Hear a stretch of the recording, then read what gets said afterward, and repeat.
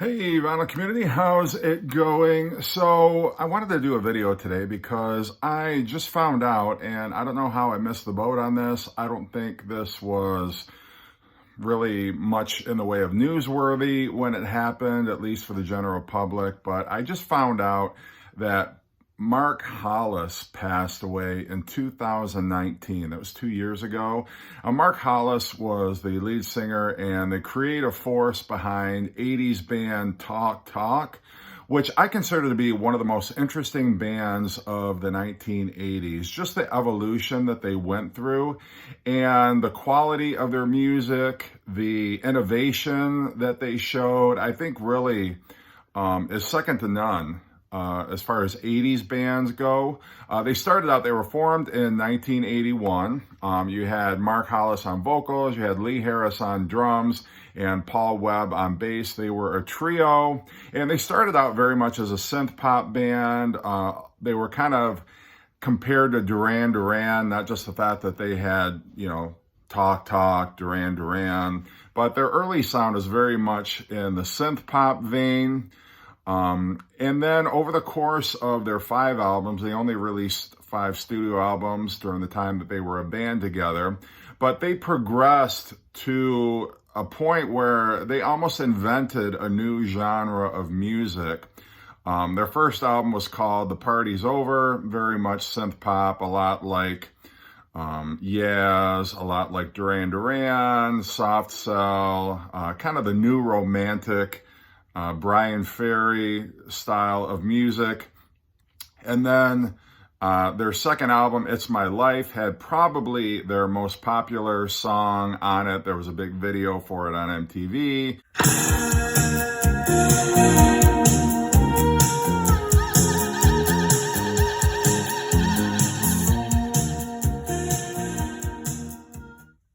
Kind of like the whole Scritti Politti. You could almost have lumped them in with the sophistopop genre at that point.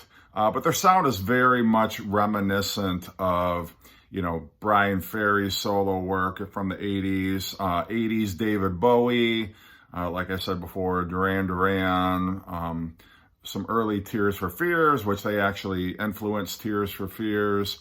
But that's sort of the style of music that they were going for. And then on their third album, The Color of Spring, they started to abandon kind of that synth pop sound and started to go more for a traditional drums, bass, guitar, keyboard kind of a sound that more had kind of a rock leaning to it.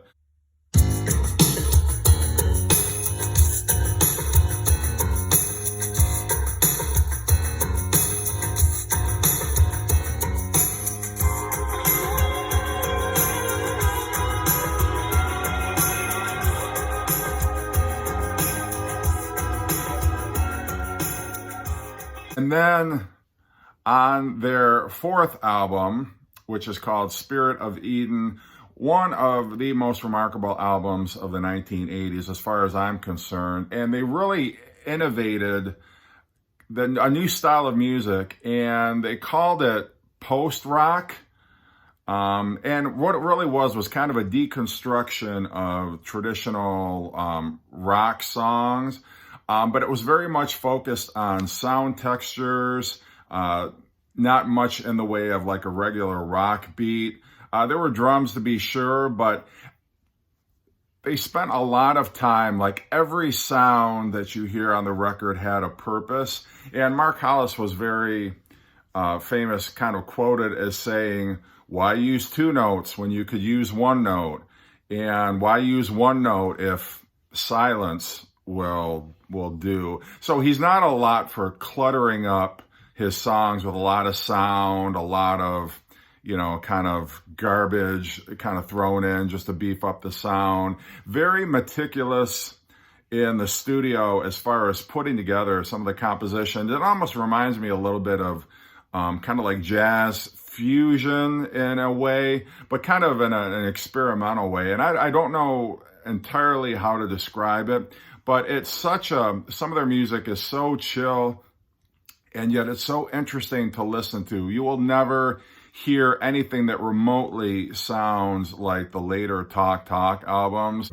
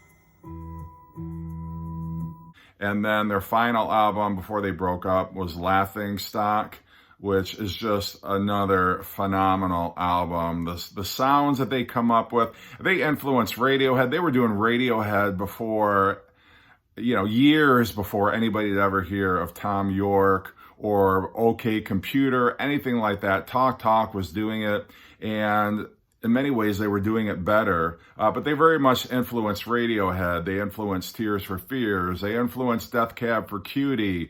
They even influenced Weezer going down the road. But just a very influential band. Never hear anybody really talk about Talk Talk. Haha, I know, no pun intended, but definitely recommend that you check them out if you have not already. And I think you'll be very pleasantly surprised. If you like Roxy Music, definitely they have like a Roxy Music, kind of a Brian Eno flavor to it. Bits of Talking Heads.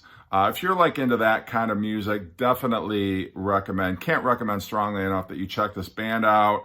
But I did want to do a video. Very sad to hear that Mark Hollis passed away. They broke up in 1991 after Laughing Stock was released. Mark Hollis did one solo album, and then he checked out. He did no more music after that. He kind of was like, I'm done. I'm spending time with my family. He was 64 when he passed away, and I think a solo album came out in like 1993. It was the early 90s. Did not do any music afterwards, which is really remarkable considering the influential nature of his music and the fact that he was so meticulous about the sounds that he wanted, almost like a Brian Wilson in the studio. And that's another artist that I would compare him to. But check them out. I've included some sound clips in this video, hopefully that you will enjoy. But again, maybe at some point I will show my Talk Talk collection. But right now, I just wanted to do kind of a tribute to Mark Hollis because it was 2 years ago. I totally missed the boat on it. If anybody else was talking about it, I missed it. But I think he's one of those artists. He wasn't putting out music. So when he passed away, I'm sure, it probably got like a small little article in Rolling Stone or something like that. But I think by and large, the general music listening public would have been, who the hell is that? Why do we care? But anyway, rest in peace, Mark. And his influence is still being felt today. So hope you've enjoyed this video. Hope you check Talk Talk out and have a great day.